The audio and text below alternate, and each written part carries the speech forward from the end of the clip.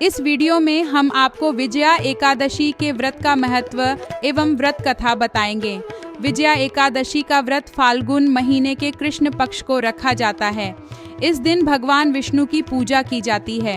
विजया एकादशी को लेकर मान्यता है कि इस व्रत को रखने से व्यक्ति को सब जगह विजय मिलती है और सभी कार्य अनुकूल होने लगते हैं। विजया एकादशी का व्रत करने से स्वर्ण दान, भूमि दान, अन्न दान और गौ दान से अधिक पुण्य फलों की प्राप्ति होती है और अंततः प्राणी को मोक्ष की प्राप्ति होती है। यह भी मान्यता है कि इस महान पुण्यदायक व्रत को करने से व्रती को वाजपेय यज्ञ के समान फल मिलता है।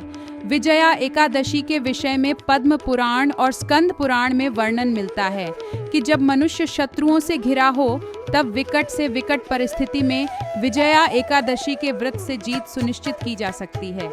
इतना ही नहीं, विजया एकादशी की कथा के श्रवण व पठन मात्र से ही समस्त पापों का विनाश हो जाता है। आइए जानते हैं विजया एकादशी की व्रत कथा। विजया एकादशी की व्रत कथा। एकादशियों का महात्म्य सुनने में अर्जुन को अपार हर्ष की अनुभूति हो रही थी। जया एकादशी की कथा का श्रवण करने के बाद अर्जुन ने कहा, हे कृष्ण, फाल्गुन माह के कृष्ण पक्ष की एकादशी का क्या नाम है तथा उसके व्रत का क्या विधान है?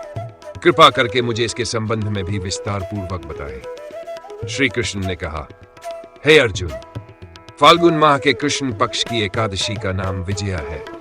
इसके व्रत के प्रभाव से मनुष्य को विजयश्री मिलती है। इस विजया एकादशी के महात्म्य के श्रवण एवं वाचन से सभी पापों का अंत हो जाता है। एक बार देवऋषि नारद ने जगत पिता ब्रह्मा जी से कहा, हे ब्रह्मा जी, आप मुझे फाल्गुन माह के कृष्ण पक्ष की विजया एकादशी का व्रत तथा उसकी विधि बताने की कृपा करें।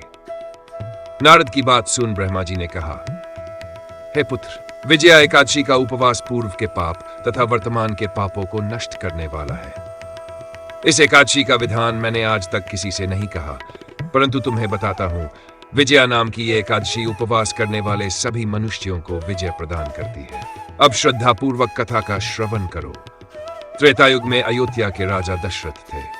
उनकी पत्नी कैकेयी ने उनसे 2 वचन मांगे, राम को 14 साल का वनवास और भरत को सिंहासन।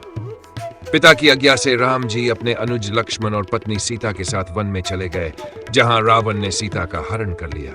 सीता की खोज में राम और लक्ष्मण वन में भटकते रहे, जहां उनकी मुलाकात वीर हनुमान से हुई। सुग्रीव से मित्रता के बाद वानर दल सीता माता की खोज में निकलता है। हनुमान जी माता सीता का पता लगाते हैं और फिर भगवान राम वानर सेना की मदद से लंका पर चढ़ाई करने की योजना बनाते हैं।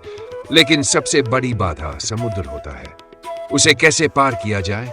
तब लक्ष्मण जी प्रभु राम से कहते हैं कि यहाँ से कुछ दूरी पर वग्दालभ्य ऋषि का आश्रम है, वही हमें विजय का उपाय बता सकते हैं। वहां चलकर उनसे समुद्र पार करने और लंका जाने पर सुझाव मांगते हैं। इसके बाद भगवान राम वग्दालभ्य ऋषि के पास पहुंचते हैं। अपने आश्रम में श्री राम को आया देख महर्षि वग्दालभ्य पूछते हैं, हे श्री राम, आपने किस प्रयोजन से मेरी कुटिया को पवित्र किया है? कृपा कर अपना प्रयोजन कहें प्रभु। मुनि के मधुर वचनों को सुनकर श्री राम जी ने कहा, हे ऋषिवर, मैं सेना सहित यहाँ आया हूँ और राक्षस राज रावण को जीतने की इच्छा से लंका जा रहा हूँ। कृपा कर आप समुद्र को पार करने का कोई उपाय बताएं। आपके पास आने का मेरा यही प्रयोजन है। महर्षि वग्दालभ्य ने कहा, हे राम, मैं आपको एक अति उत्तम व्रत बतलाता हूँ, जिसके करने से आपको विजयश्री अवश्य ही प्राप्त होगी। तब महर्षि वग्दालभ्य ने कहा, हे श्री राम, फाल्गुन माह के कृष्ण पक्ष की विजया एकादशी का उपवास करने से आप अवश्य ही समुद्र को पार कर लेंगे और युद्ध में भी आपकी विजय होगी। वग्दालभ्य ऋषि ने कहा कि फाल्गुन कृष्ण एकादशी के दिन व्रत रखकर भगवान विष्णु की पूजा करें। यह व्रत आपको अपने भाई लक्ष्मण, सेनापति और अन्य प्रमुख सहयोगियों के साथ करना है। उन्होंने फाल्गुन कृष्ण एकादशी व्रत की पूरी विधि बताई और साथ ही आश्वस्त किया कि इस व्रत को करने से आपको अपने कार्य में सफलता मिलेगी। वग्दालभ्य ऋषि के सुझाव के अनुसार ही प्रभु राम ने विजया एकादशी का व्रत रखा और भगवान विष्णु की पूजा की। कहा जाता है कि इस व्रत के पुण्य फल के प्रभाव से वानर सेना समुद्र पार करने में सफल रही है और लंका पर विजय प्राप्त हुई। भगवान राम ने रावण का वध कर माता सीता को मुक्त कराया। उसके बाद भगवान राम माता सीता के साथ अयोध्या लौट गए। जो कोई विजया एकादशी का व्रत विधि विधान से करता है, उसे अपने कार्यों में सफलता मिलती है। भगवान विष्णु के चरणों में हमारा प्रणाम। आपका जीवन सदा सुख समृद्धि से भरा रहे।